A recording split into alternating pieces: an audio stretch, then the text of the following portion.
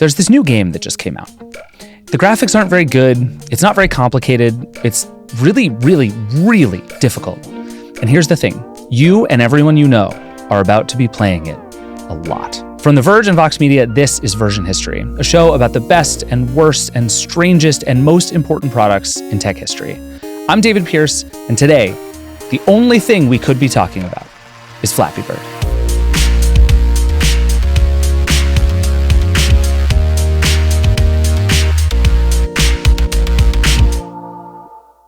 Welcome back. Let's talk Flappy Bird, the greatest game that I hope I never have to play ever again, but I'm going to probably play right now. Jake Kastrenakes is here. Hi, Jake. Hey, thanks for having me. Steven Totilo from GameFile is here. Hello. Welcome, Steven. Thank you for doing this with us. So, Flappy Bird, the simplest game. There's pipes, there's a bird, you tap on the screen to make it go up, you let go, it goes down, you try to go as far as you can. That's the whole thing. And somehow we have an infinite amount of stuff to talk about today. But the very first thing I would like to do is I just want us all to just play Flappy Bird. Oh, no. Does this sound okay? Have either of you played Flappy Bird in recent history? Not. I don't think I'm going to be very good at it. Sorry, I already feel anxiety. One can still find this game if you try, but I have not played this game in, let's see, pushing 12 years now. So That's about right. we're going to see how we do. Okay. All right. This is good. So let's by some miracle, we have a Nexus tablet here. And by some miracle, I mean The Verge's Andrew Marino have a tablet with Flappy Bird still on it. The real thing.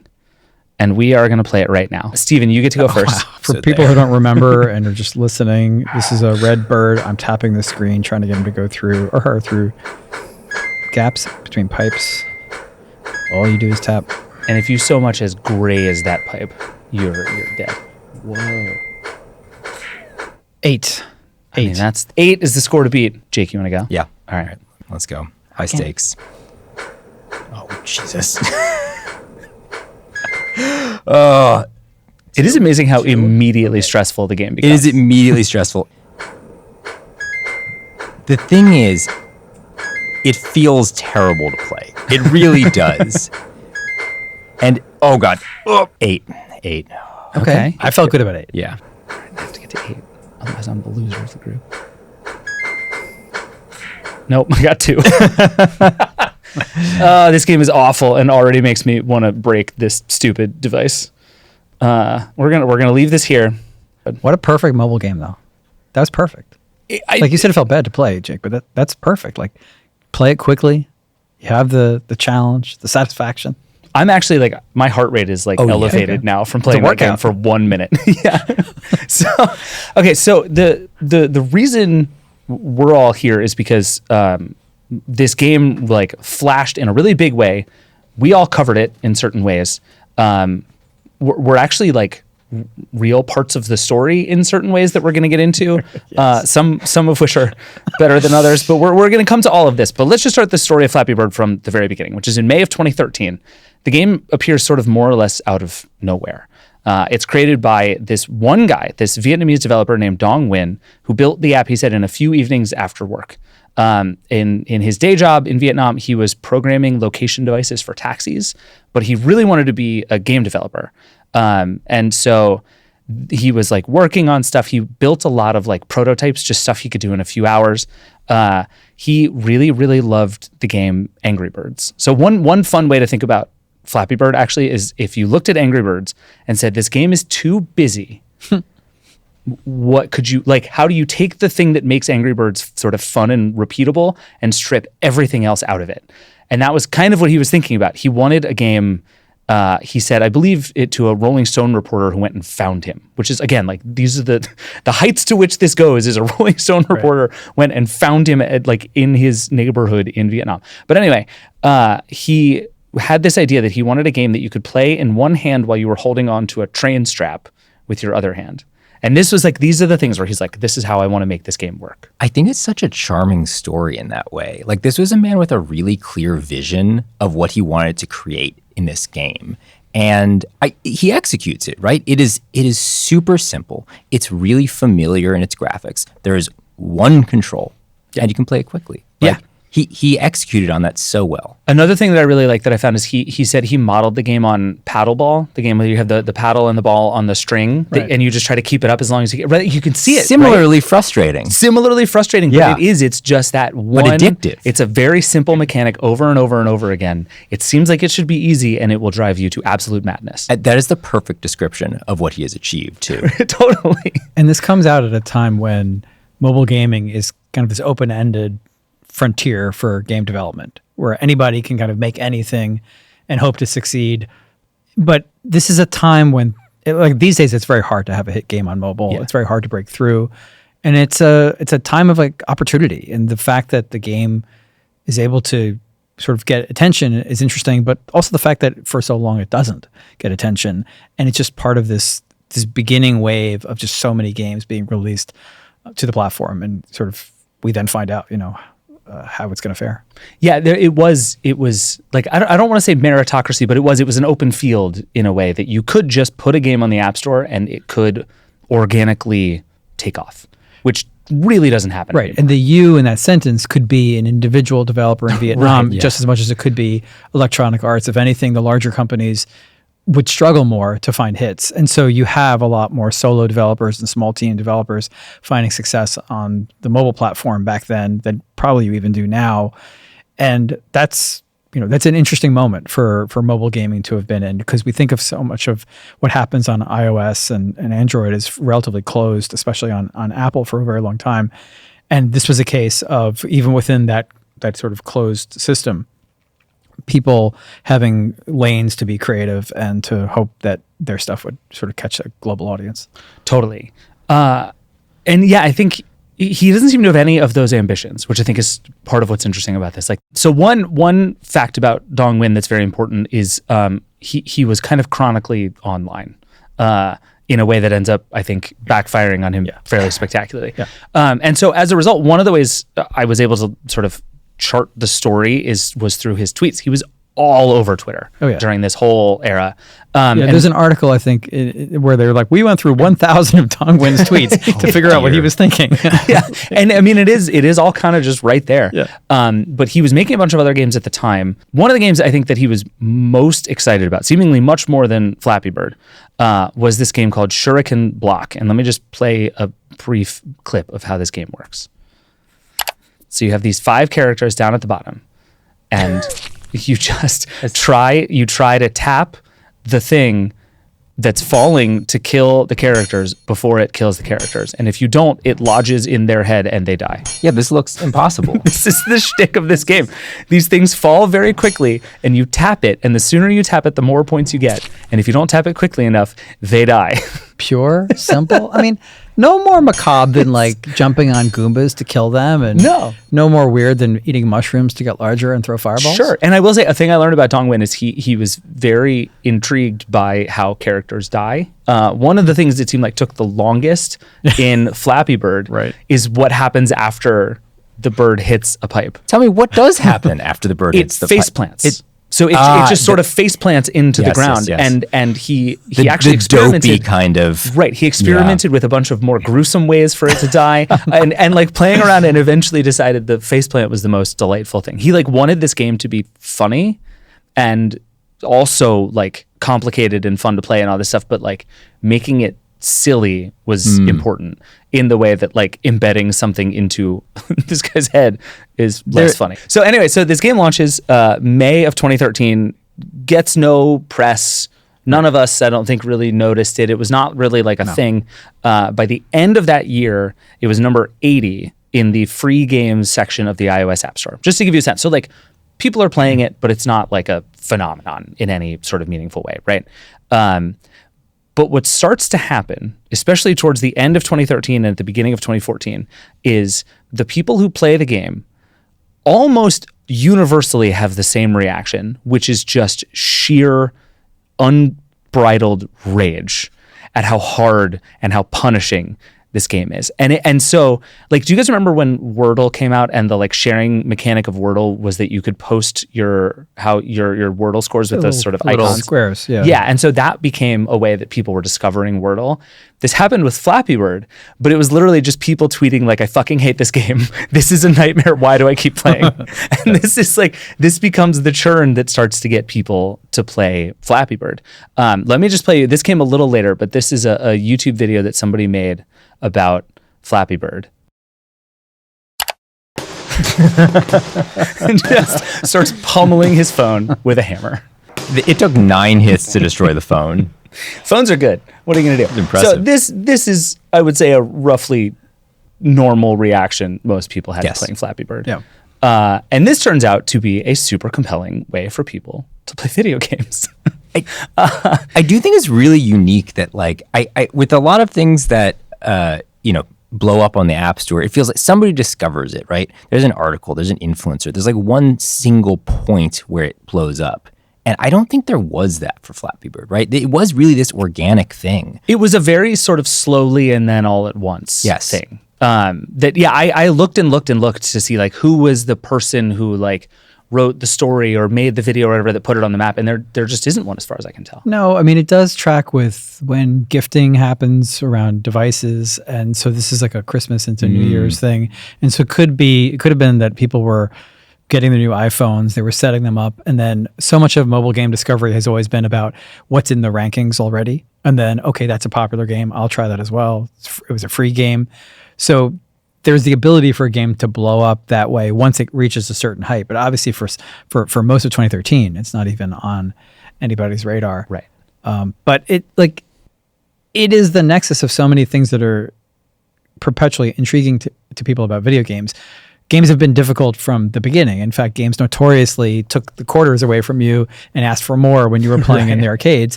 And developers made them tougher. And there is just something, I don't know if it's like a specific mechanic or a specific kind of person or but there is a thing people gravitate to about something that is like deliberately, impossibly, unnecessarily hard.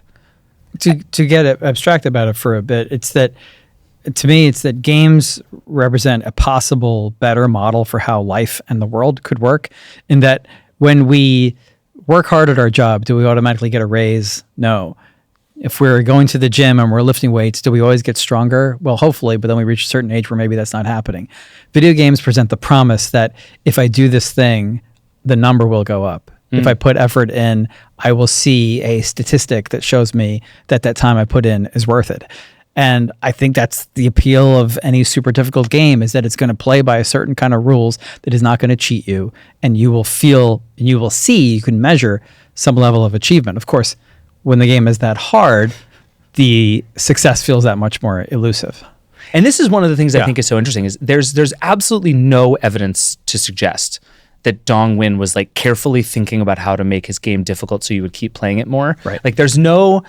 If anything, it's the opposite. Right. I don't think he was doing engagement metrics. I don't think he was using focus groups to get it. But he found by accident this like exact right balance of I hate this and I cannot stop playing it. And so and this is when it really starts to take off. So again, but at the end of the year, it's number 80 in the free apps on iOS. By January 17th, it's number 1 in the App Store. Like it slowly and then all at once. And the game just absolutely took off.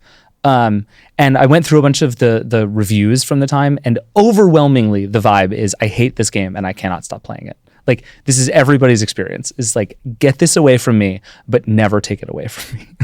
And then January 22nd, so 5 days after, it's like a huge explosion on the App Store. It launches for Android and then immediately jumps to the top of those lists too. This is like it's the biggest app in the world for a period of time. And it was so popular that his other games, like the ones we've just saw, also start to jump into the top 10 of app stores. So Dong Nguyen, this one guy in Vietnam, is now one of the world's biggest app and game developers out of nowhere. It's really hard to convey, like looking back, just how big and like culturally relevant this game was. Yes. Do you remember when you became aware? You were running Kotaku at the time, so you're like paying more attention to the gaming world than most. Do you remember when Flappy Bird kind of hit your radar? I don't.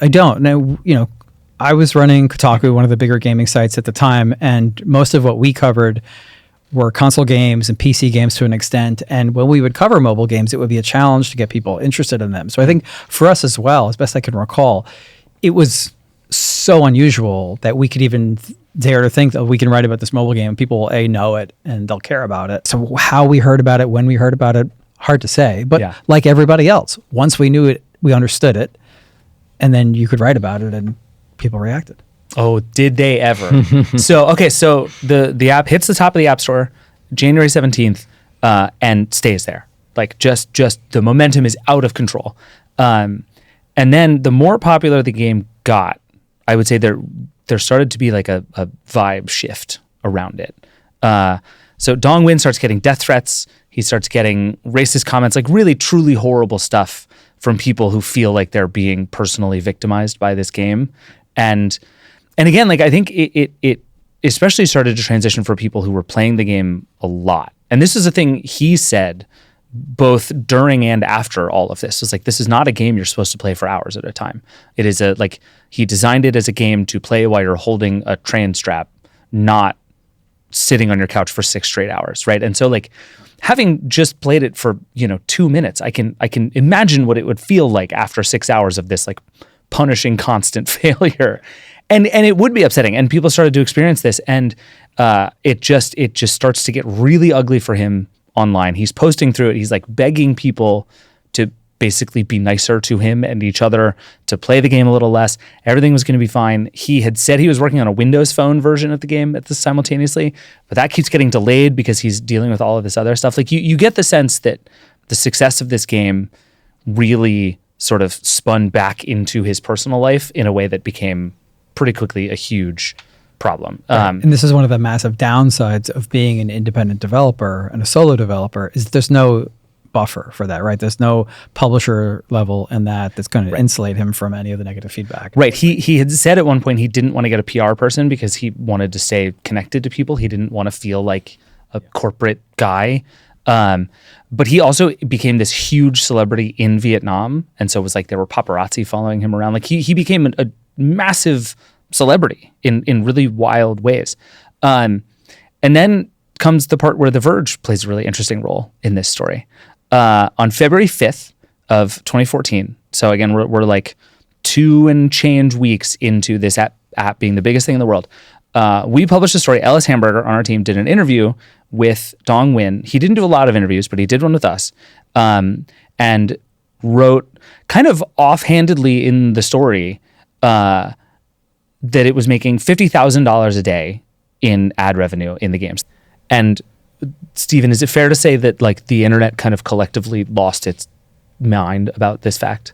Yes. You don't usually know what developers make from games. You hear a number like that, and there are people impressed. There's people jealous. There's people who already have emotional feelings about the game, and that complicates it, I guess. Yeah. Well, okay. And now this is where Kotaku figures back into this story. You don't say. Because, I mean, I'm sure you were there. You were running the place. Sure. You didn't write the first story about the Flappy Bird revenue fiasco. But do you remember sort of the reaction to that as you guys were thinking like, okay, this is the biggest game in the world.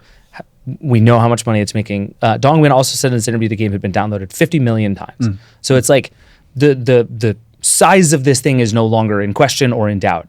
And then I don't remember any major discussions about like how are we covering Flappy Bird. I mean, we were a pretty freewheeling news organization Sure. and opinion writing a bunch, and so I think it was people had ideas about stuff they wanted to write about Flappy Bird, and one of them made it onto the page. And yeah, so basically what happened, I would say, is Kotaku ends up publishing a piece, and the original headline is Flappy Bird is making $50,000 a day off ripped art. Yeah. And the story is essentially, it looks like he just yanked some art straight out of Mario and put it into his game. Right. Here's the green pipes from Mario. Here's the green pipes from Flappy Bird. And so the writer is kind of like, look at this. He just copied some art, ripped some art is the verb used, and he's making all this money from it. And this story blows up. Like, blows up? It's right. It's very negative and critical, and I think there are people who agreed with it, and there are people who felt like it was way over the line. Yeah, I've seen both of those, and I think one of the fascinating things is like just going to Reddit and like pasting the link. You see all sides. There are people who are like, yes, this asshole developer, how could he be doing this? And it is. I think there's something changed when it became clear that he was making a lot of money. And it was also very clear that he was uncomfortable with how much money he was making. Right. But there was this thing that changed where like, okay, this is now not just like a free, silly game that I can be mad at. This is a free, silly game that is a huge business. And I now have a different relationship with the person who made it. Right. And so there were a ton of people who saw this article and were like, this validates everything I hate about this game. This person's a monster. I'm going to go attack them personally on Twitter. Well, we didn't say he was a monster, by the way. No, Kotaku didn't say that. And I think like the range of reactions, both positive and negative, weren't all to the extremes, right? As I was saying before, the experience of gaming is, the experience of playing a difficult game is also one about kind of reckoning with the difficulty or what it is the developer is doing that seems to explain the difficulty. And so throughout decades of playing video games, when you play a really difficult game, I think sometimes in the back of your mind you wonder, has it been made this difficult purely for the art of the level of challenge that I'm experiencing, or is there a financial incentive by the developers? And so perhaps in some people's recollection, and I don't remember what my own feeling was about it at the time, nor do I know exactly what our writer was sort of thinking through on that. But I think for some people, maybe seeing that monetary figure, knowing it came from advertising, knowing the advertising appeared and reappeared the longer you played, some people may have felt, oh, he must have made this game so difficult in order to force the game to run longer, display more ads, make him more money. And so they may have felt manipulated at the time. And I think you can make a clearer case that is the dynamic that's operative in certain other older games. But what we know about the biography of Don Wynn is that it doesn't actually seem like that was his agenda. There's no evidence of that in the 1,000 tweets that he sent. Totally. I also want to say the Mario thing is real, right? Like this looks like Mario. It was clearly inspired by Mario. It has a bunch of Mario or Mario-esque assets. Is that malicious? Is it trying to replace Mario in some way? I don't think even remotely. But is he intentionally creating this as an homage to those old games? Absolutely. Is that factor making this more comforting to people and making it a more appealing game? Absolutely. Is that a reason you should hate him? I don't think so. But there is something there that it tapped into, where if you're looking for an excuse, does this look like Mario? Does this look like it's trying to ape old Nintendo games? A little bit. Right. Because it is. Well, the problem because I eventually write something on Kotaku about this, the problem that I had with it's called the Flappy Bird fiasco. Yes. Which was not only about our article, but then we revised the headline to say Flappy Bird is making $50,000 off of Mario-like art, right? And that's the change. And for me, the verb ripped conveyed a theft, an act of, unscrupulous behavior by the developer, which actually takes on new relevance now. Because so much of the question around game development, like this week, last week, this month, is about the role of generative AI and how art actually makes it into video games, and what is authentic, what is created by the developer, and what is stolen from somebody else. And so this is in a way like a proto version of some of the debates we see now about games and other creative works in terms of how do we feel if we're playing something we enjoy or we're seeing something that we think is beautiful, but we have either a suspicion or even a confirmation that it is being built upon, digital assets that have been cloned or carried over. And so the initial tenor of the piece is one that's much more, closer to the idea of, did he just copy the Mario sprite, the Mario pipe sprite? And if that were the case, and if that were proven, let's take that sort of worst case scenario. If he had just remixed Mario elements, does that actually take away the fact that the game is compelling and feels bespoke compared to what Nintendo has made? I would argue that, and I talk about this in the follow-up piece that I write, that the combination of elements that results in a game is as important as the ingredients themselves, and that you can't just take a set of assets and immediately have a brilliant game. There's something that I think we were all talking about the perfect tuning of difficulty and yet you want to, it's not so punishing that you don't want to, that you want to put it down. Mm-hmm. So I think this is a good moment to take a break, brush up on our Flappy Bird skills, and then the story takes a big turn here real quick. We'll be right back. All right, we're back. So all of this is happening, and then we come to 2:02 Eastern Time on February 8th, 2014, and Dong Nguyen tweets, "I am sorry, Flappy Bird users. 22 hours from now, I will take Flappy Bird down. I cannot take this anymore." That's it. That's the tweet by which he announces that the most popular app in the world will soon be gone in 22 hours. It's obviously like a giant outpouring of response. A lot of people were sad. A lot of people thought it was a conspiracy theory that he was trying to juice downloads, that he wasn't actually going to pull the game, but it was basically threatening that it was a stunt to get more downloads. And then he followed up a little bit later saying, his tweet said, "It's not anything related to legal issues. I just cannot keep it anymore." And then again, right after that, he said, "I also don't sell Flappy Bird. Please don't ask." This is how the game dies, all at once. Right. He's, there's all this negativity around the game all of a sudden, like we were talking about, right? There's the thing that, our coverage was touching on. And this is before, we talked about how Kotaku published two pieces. This is before I've kind of come back and said, hey, maybe we went too far. I think it was ripped art. So there's this negativity around the idea of like, wait a minute, did this game have some sort of questionable origin? And then there's all the stuff that he's tweeting about people not being able to like get out of bed because they're playing Flappy Bird so much or whatever it is. So there's just all this negativity that's clearly weighing on him. And yet it's super unusual because people are used to, at that point, games persisting and continuing to exist. And the only reason they go away is because the technology becomes obsolete and it's now running on a console that nobody can operate anymore. But the idea of somebody even being able to pull their game from existence, games are, a greater percentage of games were physical at the time. So, you would have had the discs of games. The idea that you can kind of revoke access to a game or make that game inert so that inevitably when your phone's operating system is going to update, the game is no longer going to work, I think introduces a new idea that people hadn't really thought about or experienced with games before, which is their potential impermanence. And the fact that something that maybe people didn't buy with money but had invested time into suddenly would be gone.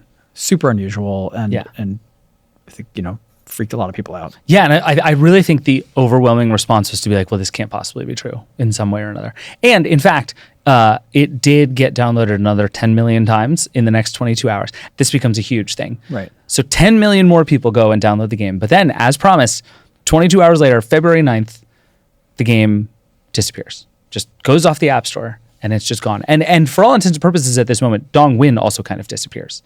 Like, he makes abundantly clear that this is not about the game. This is not about the money. This is not like, it seems like he personally just couldn't do it anymore. Well, and the other part of this is the economic stakes, right? He's throwing away $1 million in a month, right? Yeah. $18 million a year, as Kotaku pointed out at one point in its story. But he just gives all of that up because he's fed up with the response to this game. Yeah. Because it is not adhering to what he wanted people to experience. And the other thing that he's really talking about at this time is, you look at his game design. This is a game that's meant to be played for instants, right? Just a brief moment throughout your day, and people are becoming obsessed with it. They're telling him that they can't stop playing. They're spending hours a day, that they're not doing their homework, and instead they're playing this game. He doesn't like this. Yeah, he had been like pleading with people on Twitter, like, take breaks. Don't just play this game all the time. And I think there's something remarkable about this, that he looked at that and went, this isn't what I wanted from this. You can't, if you can't be responsible with it, you can't have it. Right. And takes it away. And there are game developers to this day across various games who have these mixed feelings about how their games are played. There was recently interviews with Kenny Sun, the developer of Ball Pit, which is a really fun kind of breakout style game, but it has this progression element because your ball is bouncing against enemies who you're defeating. You become more powerful. You can build up this whole town, and it's a very fun game. And it's one that's hard to stop playing. And he was talking recently about how, I'm happy that people are playing the game, but people are talking about playing it and not being able to stop, and I feel uneasy about that. And this is a different dynamic that you're going to have if you're the creator of a video game that really hooks people than you are if you're a creator of just about any other art form, where there's more of a sense of, oh, people are going to finish this thing and put it down. But if you're making a game, there's the potential that people won't stop. And while there seems to be many obvious upsides to that, like Dongwin's story is the story of the downside. Well, and the upside, right? Like it very much cuts both ways. And I think if you, from a more sort of ruthless, money optimizing developer, it might have gone really differently. But it really does seem like this was just not what he wanted out of this. And eventually it was just like, all of this money is not worth what it is costing me personally. Right. It's the money. It's right. And it's the fact that he's the main character. Yeah. To the extent that you can be a main character of the App Store, right? Because we know about people being the main character of social media, but he is people's focal point for their leisure time, which has become their frustration time. And then he is the person they're all talking about or to. They're ascribing motivations to him. That's I imagine if you're him, you're trying to figure out, how do I have this stop? What do you do to stop it? I mean, he could have also just made the game super easy. Would have been another way to make it stop. Or like just to say it, like just get off Twitter, dude. Like it wouldn't have solved all of the problem, but it would have solved a bunch of the problem. Technically speaking, I don't know if it was Twitter or emails or what it was that was necessarily happening. And I also don't know the dynamic of being in Vietnam and, the extent to which are people reacting to him because he's from Vietnam, and is there elements of xenophobia to that? Is the time difference? He's awake, and I don't know what his sleep and wake schedule is at the time, but he's potentially somebody who may not be in real time experiencing the reactions of people in the West who are playing. There's people globally who are playing the game. Sure. But this is a global story as well, and we don't actually know the extent to which where he's based and where the players are based, and kind of how that's intersecting with each other. Right. And I think he continues to get lots of questions even after shutting down the game. And I think that was a big part of the reason he just sort of decided to just disappear. Like one big running theory around the internet that we haven't really talked about is there were a lot of people out there who thought that the only way he could have possibly been this successful is he must have been using bots to game the App Store, including people who like really ran this to ground. And they're like, if you sort of squint at it, there's some evidence that makes it look a little suspicious that the game hit the way that it did. But it also, nothing else about the game story suggests that is a thing that this person would have done. He also responded at one point on Twitter. What he said is, "It doesn't matter, don't you think? If I did fake it, should Apple let it live for months?" Which is a very funny way of responding to that. Right. And then the questions about the whether the art is original, whether the idea is original, like all of this just sort of keeps following him, and you can tell very quickly he just bails. Right. He's just like, the only thing I can do is just get out of here. So the app leaves the App Store. And is replaced with just unbelievable speed by Flappy Bird clones, just millions of them. I will give either of you $50. 50. If you can name one of, there were I believe 5 in a row that were immediately at the top of the App Store, and they were all Flappy Bird clones. Can you name any of them? Flying Bird. You are alarmingly close. That's good. There was Iron Pants, which, sure. There was Fly Birdie. There was Splashy Fish. There was Flying Tongue. There was Flappy Wings. There was Jumpy Jack and Tiny Flying Drizzy. And if you remember that one, that was Flappy Bird, but it was Drake. Yeah. And if you were to say, David, why? I would not have a good answer for you. Did you see that at one point the Washington Post made a Flappy Bird clone? Did they really? They not only did they make a Flappy Bird clone, but it was to promote their 2016 election coverage, and you played as the flying head of Hillary Clinton or Donald Trump. Okay, that's very good. It was not good. It was DC themed instead of the pipe. It was the Washington Monument. It was not good. It's perfect. I have no notes on that. But so this all happens, and for weeks, it's just Flappy Bird clones at the top of the App Store. And then this game, Smash Hit. I don't know if you guys remember this game. Super fun game. It's not a clone of Flappy Bird, but it rules for exactly the same reason. It's another one of those sort of like how far can you go kinds of games. That goes number 1. And then essentially after that, the craze is over. Normal things go back to the top of the App Store, and the world kind of resets. Throughout all of this, Apple and Google are trying hard to stop apps with Flappy in the title from being allowed. A fun fact at the beginning is this game wasn't originally called Flappy Bird. It was called Flap Flap. But when he put it on the App Store, he got in trouble because there was another app on the App Store called Flap Flap. So he changed it to Flappy Bird. And then all of these other companies try to come in and basically do Flappy Bird, and they cannot. But none of the clones hit the same way. None of them replaced the thing. And ultimately, like immediately, Flappy Bird is still so beloved and so missed and so powerful that you could sell a phone that had Flappy Bird on it still for like thousands of dollars on eBay. This just market suddenly appeared for Flappy Bird. And Steven, my question to you is why this game seems like the easiest game to clone ever. And if you're Dong Win, it's not like he's going to sue the people cloning the game that he just took down. Why didn't any of these hit the same way, do you think? If you've ever played Super Mario Brothers and you've pressed the jump button or you've run, and then you've played another side-scrolling game and you've pressed the jump button and you've run, you very quickly understand why Mario Brothers is the one that became popular. There are elements to timing and physics in game design that to the naked eye, you might be like, oh, that's just another game of a bird going through spaces through pipes or whatever, the Washington Monument perhaps.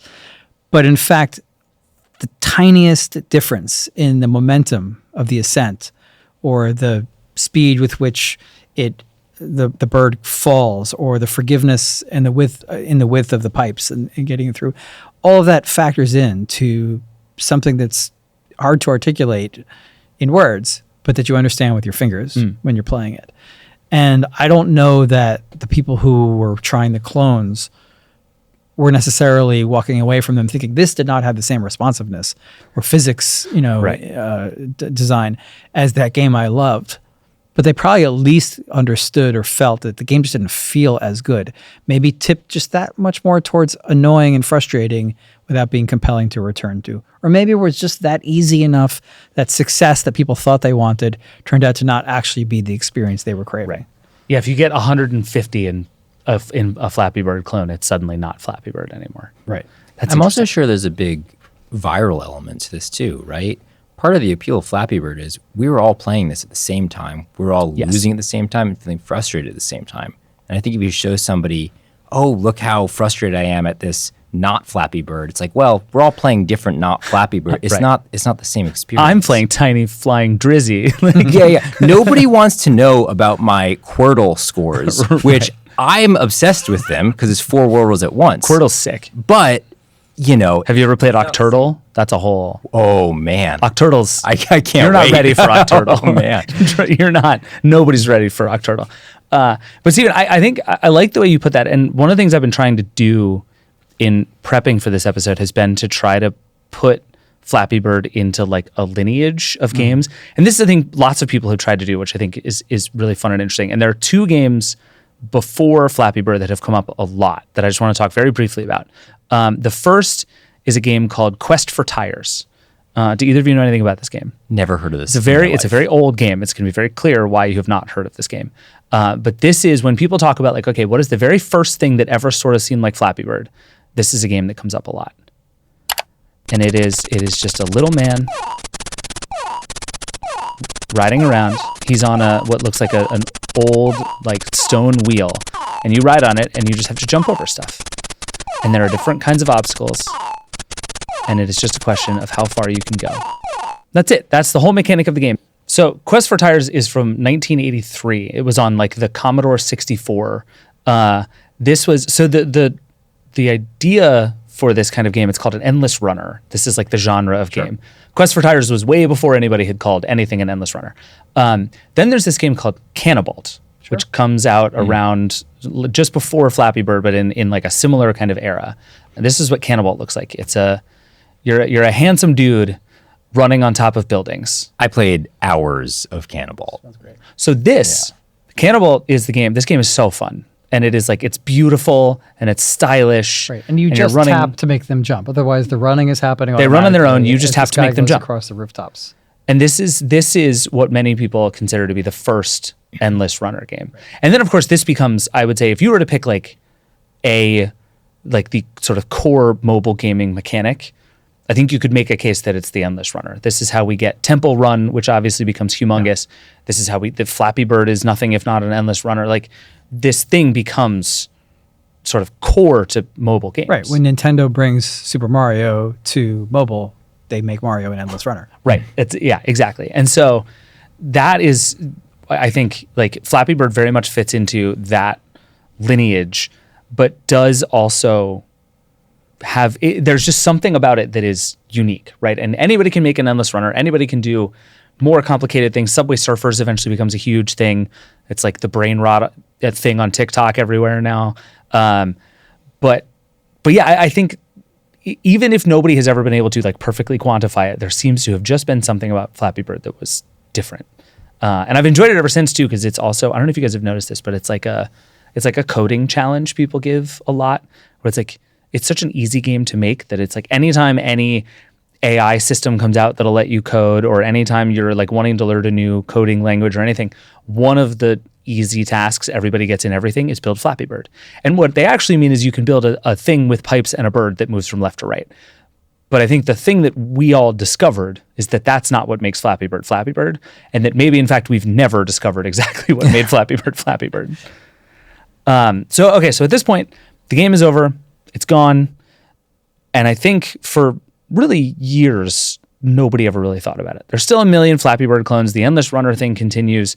The Guardian at one point put out a story with 95 Flappy Bird inspired iOS games, which came out in a span of 24 hours, just to give you a sense of like how intense this thing was. Well, the Amazon Fire game is out in 2014, isn't it? Yes. And you can still, that's the only version of Flappy Bird that still exists, right? Which is deeply bizarre. But that's the part that gets forgotten about the story, is that people remember the game going away. But the game kind of shows up from Dongwon pretty quickly, just on another platform, and a platform that it seems has the potential to insulate him from the negativity that he was experiencing, right? And it's a family-oriented multiplayer game. So it's an opportunity maybe for the story to, in short order, become more positive for him.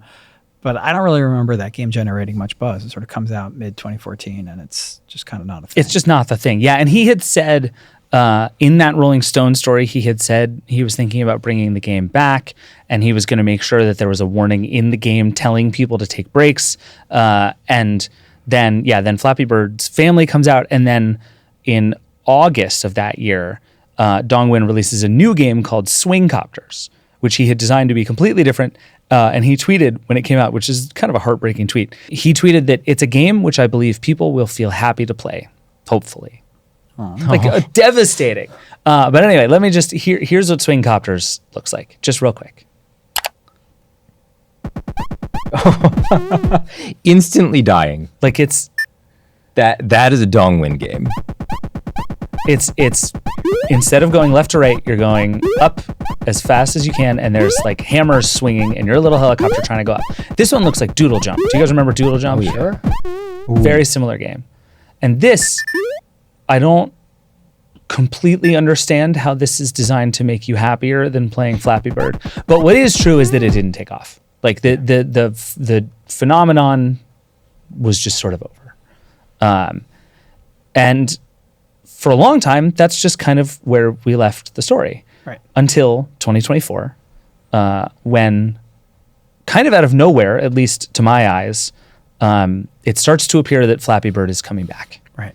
And I don't know what your reaction was, Stephen, but we at The Verge were immediately deeply skeptical that this was actually Flappy Bird coming back, and then started trying to run down what is this thing? Where did this game come from? Is Dongwon just putting it back? Are we doing this again?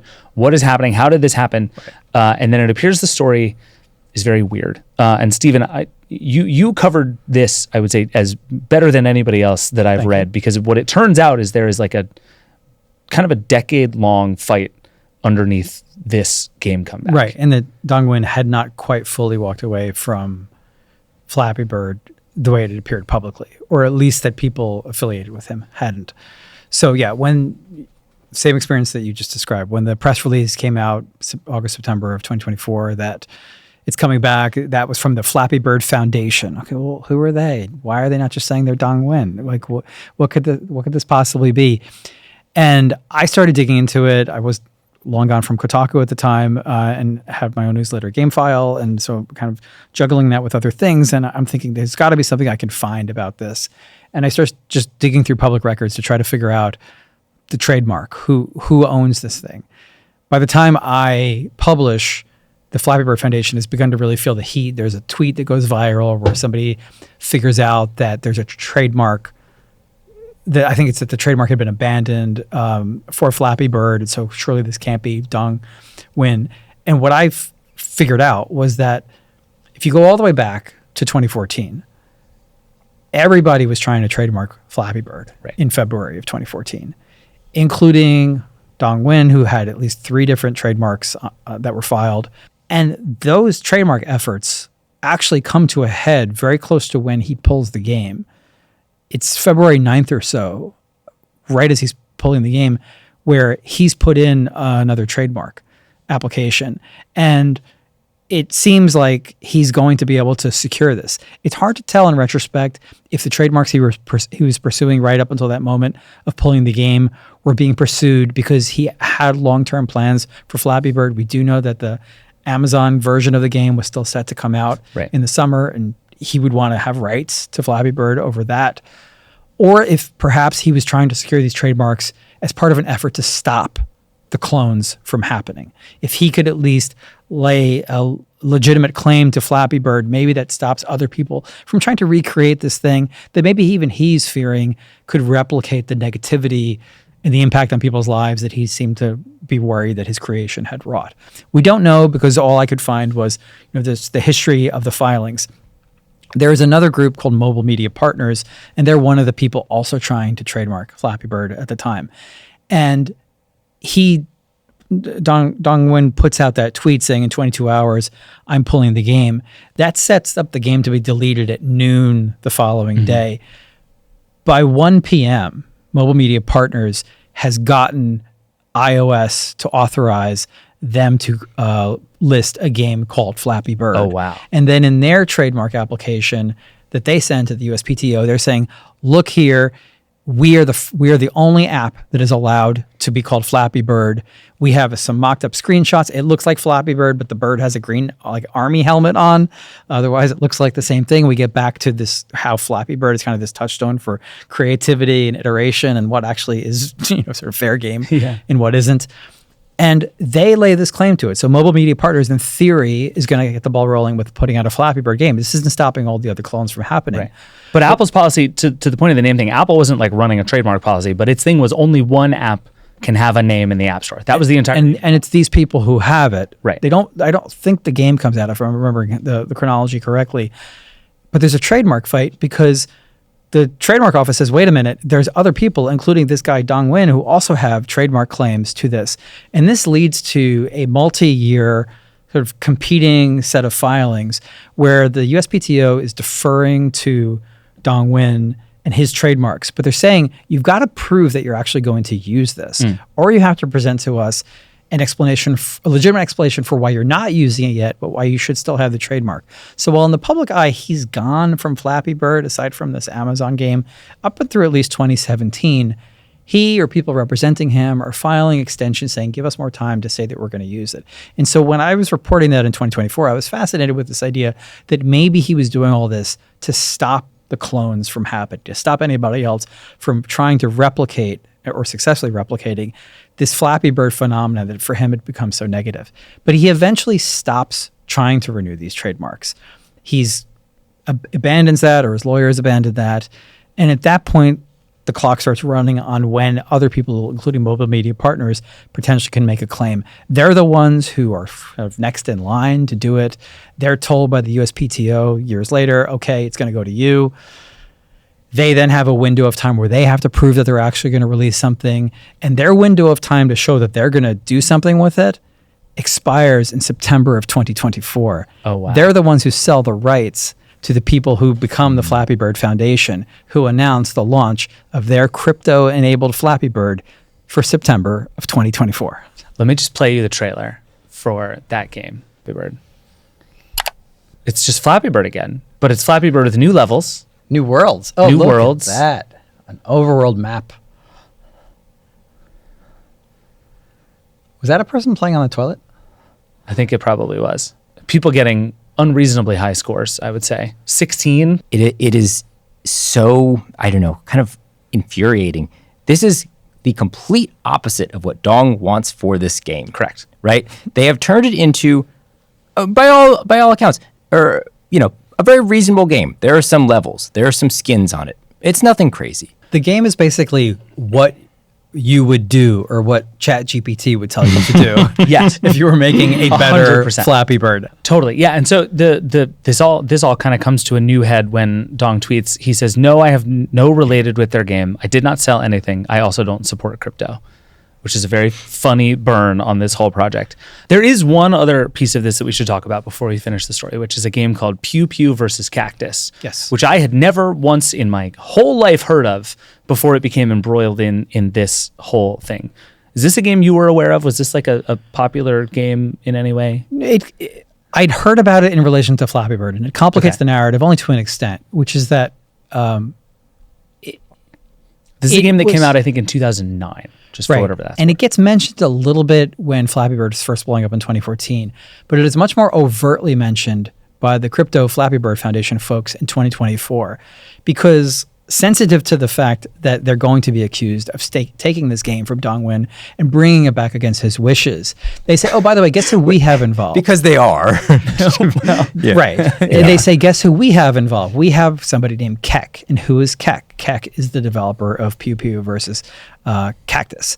And if you look at this game, it has strong visual resemblances, or more accurately, Flappy Bird has more strong visual resemblances to Pew Pew versus Cactus. And so while there had been discussion, as we talked about whether Mario was an influence, there were always kind of these unanswered questions of this. And if you go back and you look at some of what Dongwon has said, this is my own art. What he's saying can be as relevant to talking about the Mario accusations and claims as it can be about Pew Pew versus Cactus. But it's very clear what the crypto people were thinking, because in their statement, where they talk about having Keck involved, they provide a handy hyperlink for people who want to know more about this. And they don't link to like a video just of Pew Pew versus Cactus. They link to an article which is like 20 games that became popular when they actually just ripped off other people's games. And I think the idea they were trying to inject into the discourse was, hey, we actually have the real creator of the real thing involved, and all this other stuff wasn't even the legit thing. We're not lifting Flappy Bird because Flappy Bird lifted Pew Pew versus Cactus. Right. Okay, real quick, before we get off the subject, Jake, you've never seen this game before, right? No. So you have perfectly fresh eyes. Yes. Let me just play you this clip of Pew Pew versus Cactus, and you can tell me how much you think this looks like Flappy Bird. we have a little Oh my God. yellow bird. This is Flappy Bird. Oh, It's a yellow bird flying. okay, but he did. with a desert in the background. I would point out that bird just hit a damn cactus Yes. and is still alive. Hit it again, still alive. That's 3. This bird is hitting a lot of cactus. Yeah. I've never played it, and I don't know if you're supposed to die and fail when you hit a cactus versus it just slows you down. Otherwise, what's the Because what you're are we being even measured doing here? in distance. Oh, I see.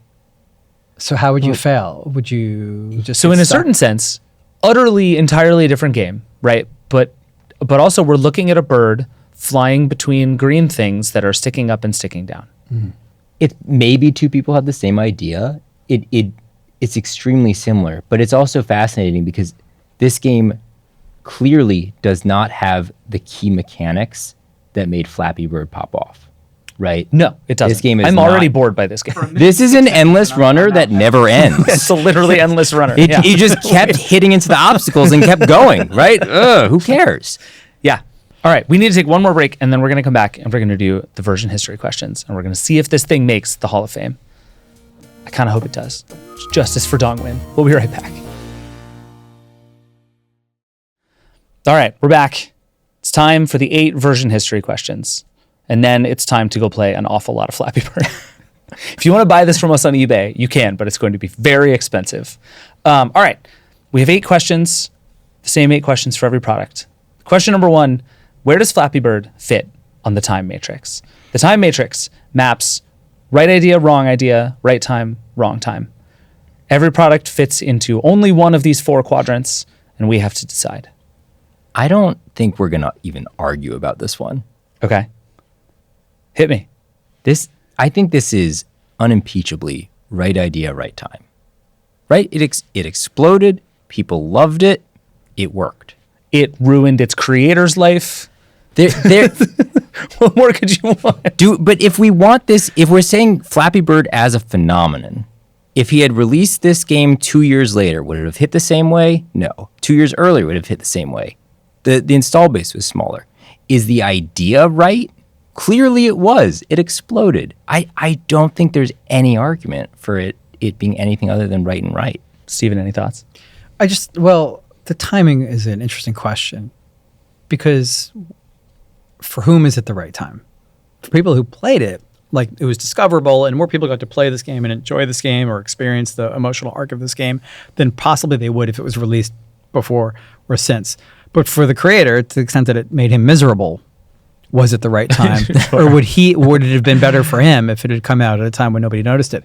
But the other wrinkle on that is that it did come out when nobody noticed it. Right. Flappy Bird in May of 2013 is a game that is both beautiful, it's beautiful, it's brilliant, and it also is not wrecking this man's life. You get the distinct sense that number 80 in the free games section of iOS would have been where Dongwon would have happily lived for the rest of his career. Yeah. So It's I don't very know. funny. So I don't know if there's another time that might have been better optimized for the creator's happiness. And given that this is something that we're talking about that has so directly tied to an individual being the creator, I feel like we have to potentially at least consider it's the wrong time for him. Yeah, I mean, I think if the goal is how big can the game possibly be, I think the only argument would have been to maybe ship it like a little bit earlier when there was less competition in the App Store. But also, like, he won the App Store, so that's not really. And if he shipped it a few years later, I think the like expectation of games on mobile has shifted so much that maybe it just leaves this entirely behind, right? Like, I think the fact that this kind of very simple endless runner thing had a shelf life is telling, right? If you want people to know the name Flappy Bird, I think there is no other time he can launch this. I tend to agree with that. Number 2, was Flappy Bird peak anything? I think peak endless runner, yes.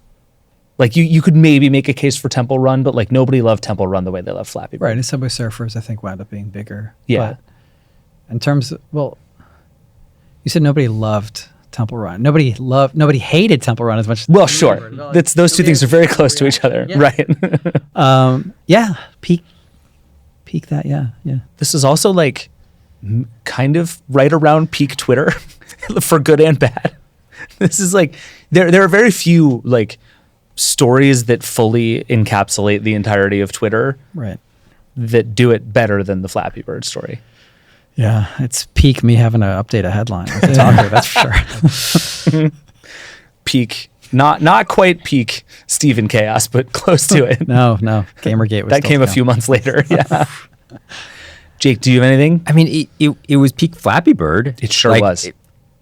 Yes. That's for certain. And that's one that actually, like, if we're going to say, Thing was peak Thing, I usually get annoyed by that. But in this case, there were so many other there Flappy is one and only one Flappy Bird, and it was a blip, and he ended it on his own terms. Yes, he did. So I don't know. This is sort of a tricky one. I think Flappy Bird's explosion points to the peak-ishness of a bunch of things, right?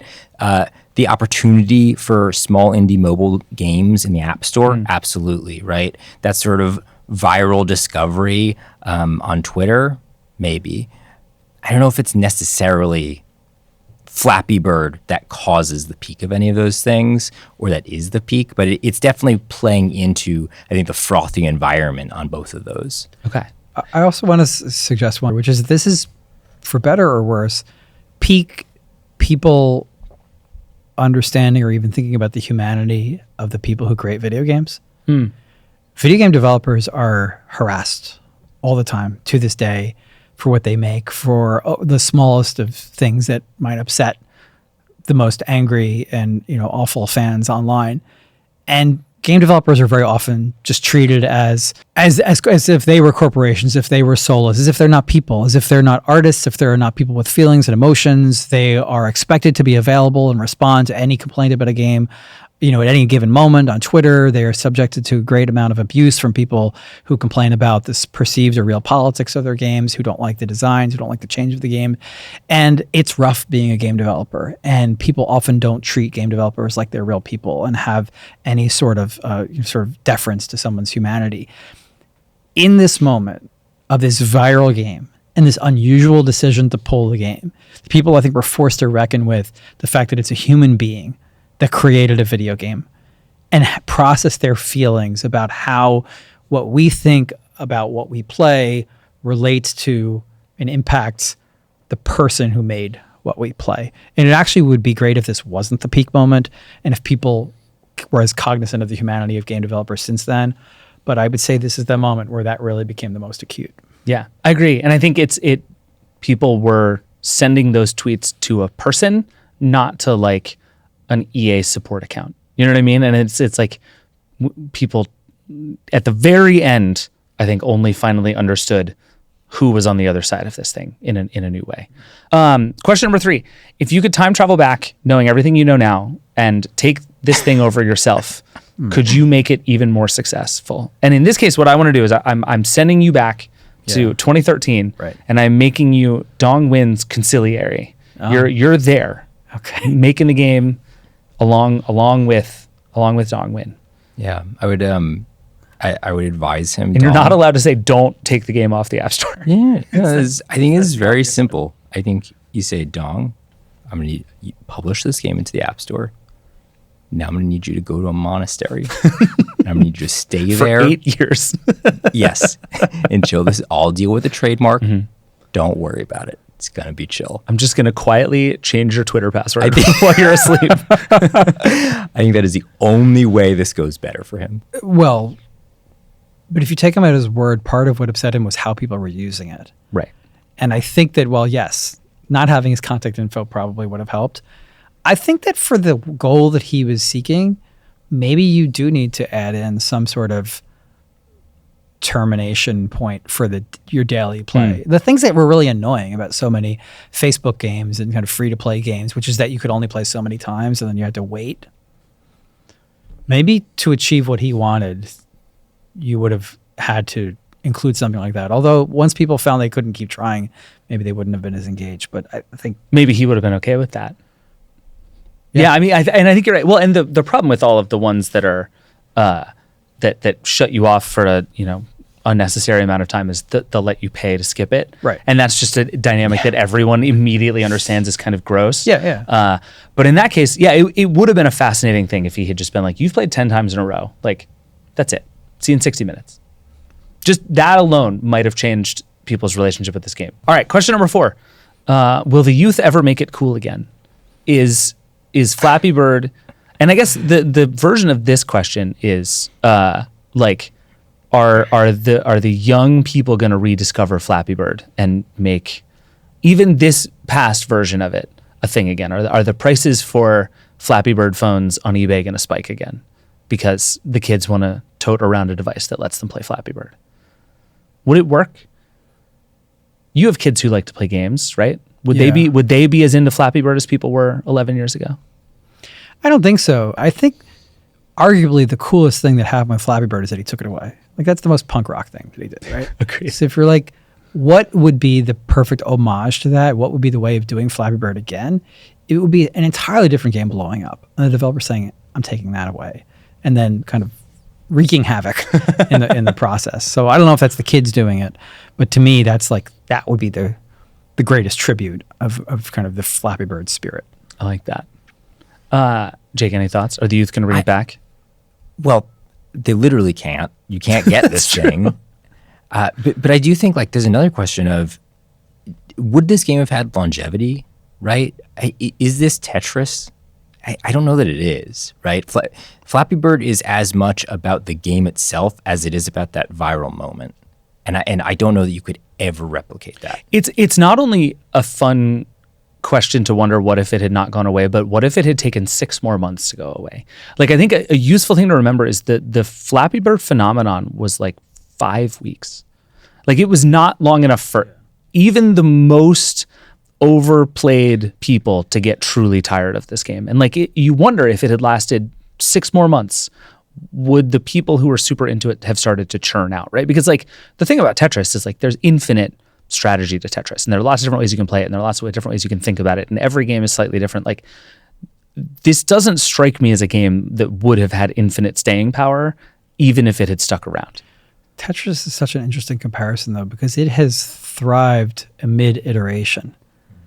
Tetris as an idea is one that other people's versions of Tetris, not always great, but sometimes have been great. True.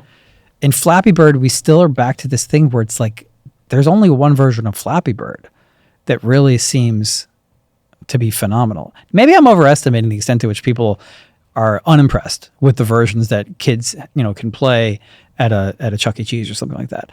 But I do think that the reason that those clones on the App Store, and there's still clones of the game out there, is that there is something about this that made it so much harder to replicate. And I think it puts it in a different category than Tetris, where there's something about the idea of Tetris that you can then apply differently with different music, different aesthetics, and maybe even different speeds of the blocks falling down, plus all the myriad ways you can play it that open it up to a lot of different, sort of player experiences. And this goes back to being something where it's like, it just seems like there's only one very fragile, delicate way to set it up, where it's sort of like, on that, it doesn't teeter one way or the other. Mm-hmm. It's just they got it just right. Yeah. You get the, like, even Dong Nguyen was like, I did something here that I don't understand, and I'm not going to mess with it. Right. And everybody who ever tried never figured it out either. All right, question number 5. What feature of this should every current version have? And Steven, this one's mostly for you. I'm curious, like, is there something we could lift out of Flappy Bird and drop into like mobile games circa 2025 that would be powerful? The thing that I think, it's not a version of Flappy Bird, but I think that the quality that is the most powerful about Flappy Bird that would be great to see other game developers figure out how to capture is that ability for it to be that universal talking point, that thing that everybody experiences at once. The closest we have to that maybe is when Fortnite does a scheduled event and everybody sees the concert that happens on Saturday afternoon at the same time and they can talk about it. Flappy Bird, probably more by accident than by design, was able to create a shared moment in video games that everybody could collectively experience at once and relate to. And that's something that I really cherish about that game. You see it happen only a few other times, Pokemon Go, and people kind of had a sort of shared universal experience with that. I would challenge developers, publishers, whatever, how can you engineer a game that can create a moment that people can experience kind of in unison in that way? And then what does that do to how people feel about the game, how people talk about the game? It's a harder thing to achieve for sure, but that's where I would push people. I like that. Yeah, I was going to say the thing where the game immediately explains itself the first time you play it is so rare and so hard to do, but so valuable. And it's one of the things that makes that happen. Anything for you? What would you... This might be a little... punishingly difficult. I mean, this is very hypothetical, but I think the thing that is most beautiful about Flappy Bird and this story is Dong's, I think, clearness of vision. He had an idea and he didn't want to deviate from it. So much so that rather than change it, rather than milk it for cash, he was like, nope, peacing out. That's it, right? I'm done. And that's kind of an extreme, but it is one of those things where I think in every single app or game or system or whatever that we use these days, it always feels inevitable that as soon as it explodes within a matter of days or weeks, they're going to be trying to make money off you. They're going to be trying to keep you there for longer and longer. They're going to stuff it full of a bunch of stuff you don't want. Flappy Bird never changed, and he refused to change it. And he really like let the game die on that hill. And like, man, do I respect that. Yeah. An argument for not enshittifying your creations. Yes. Finished products, man. More power to them. All right. 3 questions left. These are the Version History Hall of Fame criteria For a product to get into the Version History Hall of Fame, it has to pass all 3 of these tests. Test number 1, did this product do something truly new? That's a hard one. I think it's a no. That's like a I hard actually, I think one. it fails on this one. And I think what's fun is I think it might pass the next 2, but I think this I think one, it's a no. Like Cannibal, like just tapping and jumping. It's Right. not a clone of Cannibal, but like short session, easy to control, one-handed game, like all of those. even Dong Win had done it before. Yeah. It's a perfect encapsulation of all the ideas it's exploring. Yeah. But Well, that gets to criteria number 2. Was it either remarkably good or remarkably bad? And I think Flappy Bird is perfect because it is so very much both. it really is. Yeah. It is remarkably good and horrible, cruel, terrible all at the same But time. that's good too. It's I mean, fair. It is bad in a good way. it's remarkably good. If it fails at anything, it fails at what he hoped, which is that it would be a short session game, and it fails at Yes. that, and it fails at sort of waving its player off. It's not sufficiently discouraging, I guess. Losing is not losing in Flappy Yeah, Bird in a way. But no, Right? definitely achieved. Yeah, and I think that one is so borne out by the number of times we've seen others try to do the same thing and just fail. Nothing has even come close. It's also just borne out by playing it. Yeah. Right? Like it's one thing to just focus on numbers and all that. Just touch the game if you have access to it, and it's just like It does feel different. It really does. I've played a lot of games since, but picking this up is like you immediately feel it as Flappy Bird. It's really interesting. All right, Hall of Fame question number 3. Did it have a lasting impact? This is an interesting one to Flappy Bird. What do you guys think? I mean, I would say no. Flappy Bird did not influence an explosive new genre. It didn't influence a bunch of people to pull their games when they got too addictive. It lived, it exploded, and then it was over. Stephen, any disagreement? no. I mean, it has impact in that people remember it, that people have tried to replicate its success. But you don't look back in the gaming world or even in the mobile gaming world. There's not like a world pre Flappy Bird and a world post Flappy Bird. Like, did it sort of change the nature of mobile gaming in any way? No, I think when people think about, to the extent that it's part of a design tradition, it's part of the design tradition of incredibly brutal games. And you have to look at something more like Demon's Souls for having a legacy in terms of the difficulty of that game, and then the way that that game handles difficulty influencing subsequent games. And I just don't see that here. So I would say like an impact on our memories and on our kind of emotional sort of on our feelings about this whole saga, right? Yeah. That we think about it as a human drama as much as we think of it as a product that came and went, but not an impact in terms of meaningfully changing or influencing future games and technology, I think, very directly. That's fair. It's had a real impact on my self-confidence during this episode, but otherwise, I think that's right. Well, and you got at this earlier, Stephen, but I actually think the bigger thing for me, the lasting thing, is not the game. It is his decision to remove it. And that is so striking. And I cannot think of anything else that has replicated that kind of, I don't know, decisive moral clarity and sort of chaotic decision Yes. in the tech world since then. And it's sort of a legendary decision. You can't replicate it. And we don't need Flappy Bird to come back, right? Flappy Bird is not what lasts. It's that he pulled Flappy Bird. And Right. that's why we're still talking about Which it. was truly like one of the more punk rock things ever. And no one has done it. Like it would be like Mark Zuckerberg just shutting down Instagram because he's like, everybody's using Instagram too much. I don't like it. I'm going to close it. Baller move. Not going to happen. All right. That's it for the show. Thank you both for doing this. This has been tremendous fun. As always, if you want to support everything that we're doing here and make sure we get to keep making more of this and buying weird things on eBay, please subscribe to The Verge. You can subscribe on YouTube. You can subscribe on theverge.com and get all of our podcasts ad-free, which is super cool. Lots more version history to come. We will see you next time.